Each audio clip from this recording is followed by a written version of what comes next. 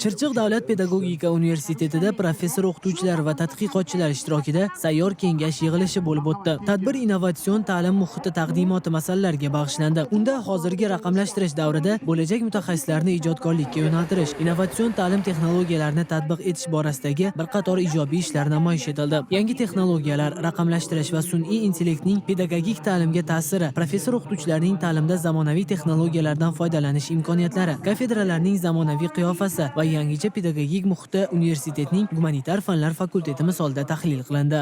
Adabiyot kafedrasining barcha professor o'qituvchilari, talabalar, magistrantlar, doktorantlar, mustaqil izlanuvchilar bilan ilmiy-ijodiy hamkorlikda aynan adabiy ta'lim metodikasini takomillashtirish, raqamli texnologiyalardan unumli foydalanish, shuningdek, sun'iy intellekt imkoniyatlaridan oqilona foydalanish yo'llari haqida imkon qadar yangicha taklif va tavsiyalar ishlab chiqishga va o'z taklif mulohazalarimizni devorlarga osilgan stendlar orqali ifodalashga harakat qildik. Tadbirda talabalar ham o'z taqdimotlari orqali ijodiy fikrlash strategiyalarini amaliyotda qo'llash, IT va turli texnologik vositalar yordamida dars materiallari yaratish, ta'limda sun'iy intellektdan foydalanishning etik jihatlarini tahlil qilish, o'zaro fikr almashish orqali kasbiy rivojlanish ko'nikmalarini namoyish etdi. Bloom taksonomiyasi o'zi 6 bosqichdan iborat bo'lib, biror badiiy asarni tahlil qilayotganda o'qituvchi bilim beradi, o'quvchi esa uni tushunadi.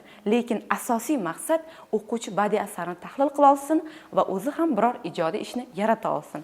Misol uchun she'r yozsin, hikoya yozsin, hech bo'lmaganda biror loyiha ishini amalga oshirsin. Bloom taksonomiyasining asosini shu tashkil etadi. Bu texnologiya o'quvchilarda yaratuvchanlik qobiliyatini o'stiradi. Ular tanqidchi bo'ladi. Ular yaratuvchi bo'ladi. Maqsad tinglovchi o'quvchini topish emas, maqsad yaratuvchi o'quvchini rivojlantirishdir. Bloom taksonomiyasi ijodkor o'quvchini tarbiyalaydi.